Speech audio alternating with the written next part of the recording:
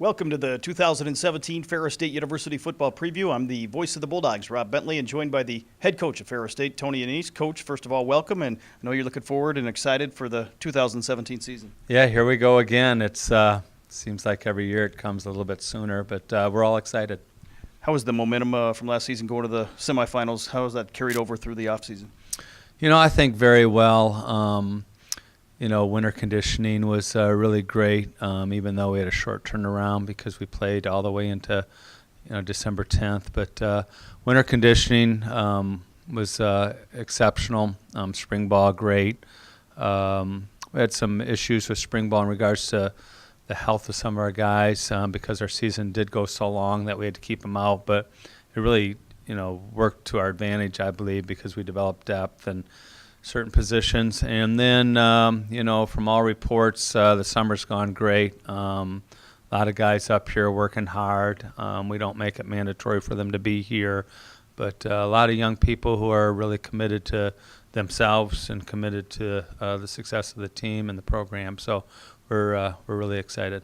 Let's start on the offensive side of the ball. Obviously, your teams have been known for putting up a lot of points. Just talk about the returning talent offensively. Yeah, it's hard to pinpoint who the guys will be because we do have more depth than we've had in the past. But I think it starts with having 4 returning offensive linemen. Obviously, Doherty's a center that's played for us for 3 years as a starter. Both guards are really good, both returning starters, and Bo's been a big player for us. Over the course of the last couple of years. He's 6'8", 335. And Mike Oljace is the one that really didn't start, but he was in the rotation last year. But he's a senior, and we have a lot of faith in him. And then behind those guys are a good group of young guys. So we feel good about that position group. The quarterback is returning, Reggie Bell. He had a phenomenal year last year. He got banged up and ended up trying to fight through pretty severe injury, but he's fought through and he's put himself in a good position. He looks great. Jahan Brown, returning running back, 4-year starter. And then a couple slots that I'll mention. Juwan Polak, who's played a lot of football here and made some really key plays for us, and Markel Hines, both Bradenton products from Manatee High School. But we got some guys behind them. Devontae Harrington came on when Jamel got hurt last year, and there's some other good players. Deion Earls is a really good player. We like that position group a lot. David Drummond's another one, and so I don't want to leave anybody out of that position group. But and then the outside receivers, obviously Malik Taylor's a key returner for us. He's a force to be reckoned with in this league. We really think a lot of him, and we got some depth around that position as well. Brandon Walker on the other side is a senior, and we expect big things from him. So all in all, a pretty veteran group, but a very experienced group with a lot of confidence and a lot of playmaking ability. As we switch to the defensive side of the ball, obviously led by Zach Sealer, had a tremendous year last year. Tavier Thomas, both All-Americans returning on the defensive side. Yeah, it's really a year where we've got more experience than we've ever had. I sent a little picture of the potential for us to have 14 seniors on defense, and that's not counting Sealer. So got a lot of veterans there, so that's obviously key. But Chris Okoye has put himself in a position to be a dominant player in this league. He's like 323 pounds, something like that, 6'6".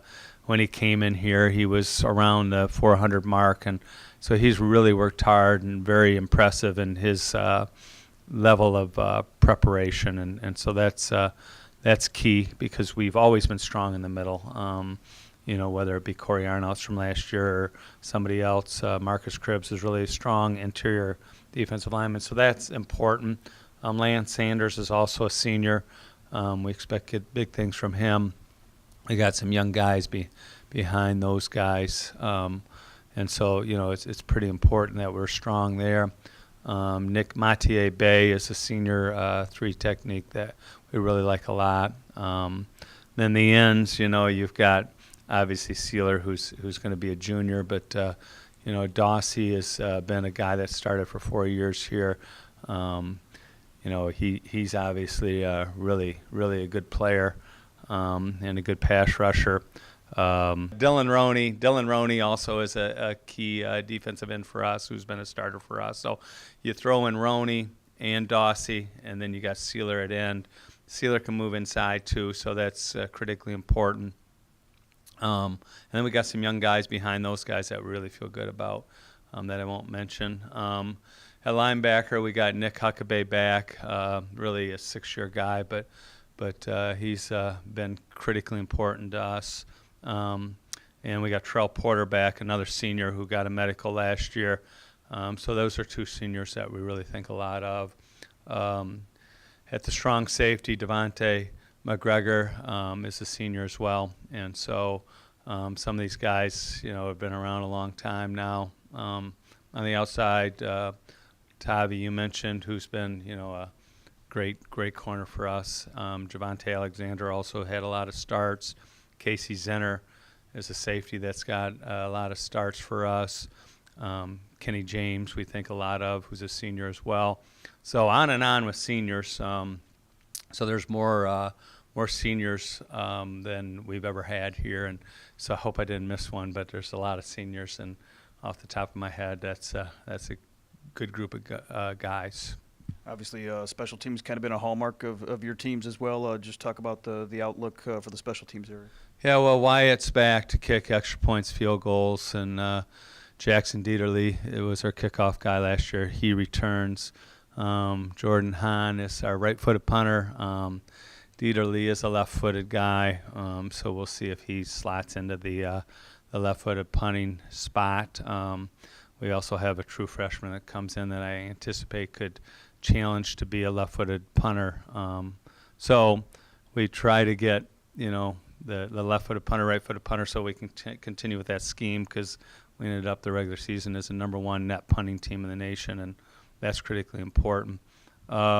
Return-wise, Polak has been our returner as a punt return guy, as a kickoff receive guy. We got Jahan Brown and Malik Taylor, who did really good jobs for us last year in different situations. So Tavi's trying to make a run to be a kick return guy. He wants to touch the ball more. So there's some athletes, particularly experienced senior athletes, that really want to have an opportunity to help in special teams. But guys like Danny Collins and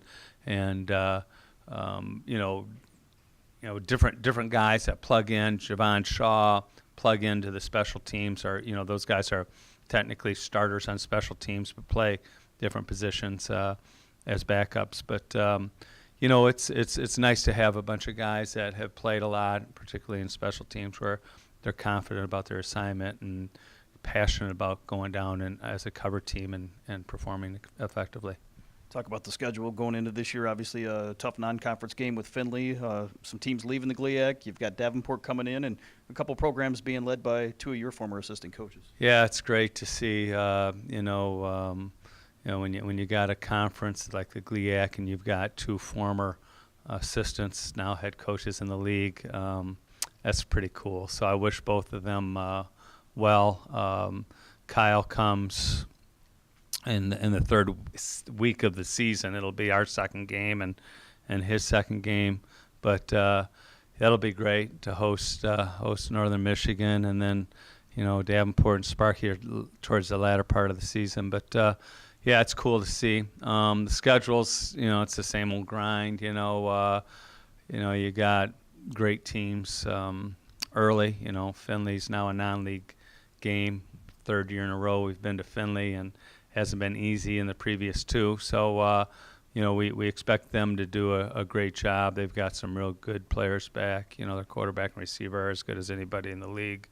Then, we've got to go on the road to Ashland, and that's a 7 p.m. game in Ashland, and they've got a lot of returning starters and have done a great job there. So, let alone obviously the Saginaws, the Grand Valleys, the Northwoods, all the teams that are around this area. Wayne State comes here again, which is nice. But then the last one, we got to go to Tech, which is not going to be fun in November, but something I guess we have to do.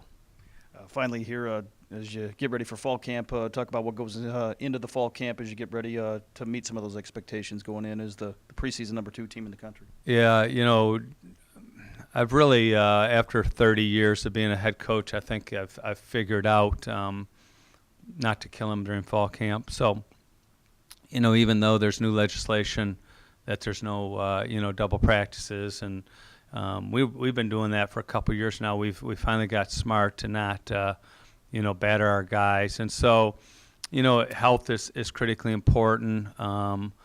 Just coming back together and meshing with the things that we really worked to improve upon in the spring.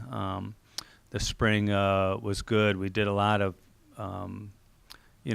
people always say to me all the time, "And what's your offense?" So our offense based on our personnel, and so we've been able to tweak our system again to, I think, use our personnel a little bit better. And so looking forward to some new installs that we did in the spring and executing those during games. And so it's just polishing. Our guys are physically ready. I'm not a big fitness test guy. I don't want to see anybody want to run a quarter mile to see how good they are. I don't want an offensive lineman to run a 100-meter dash or 300 to see how good they are.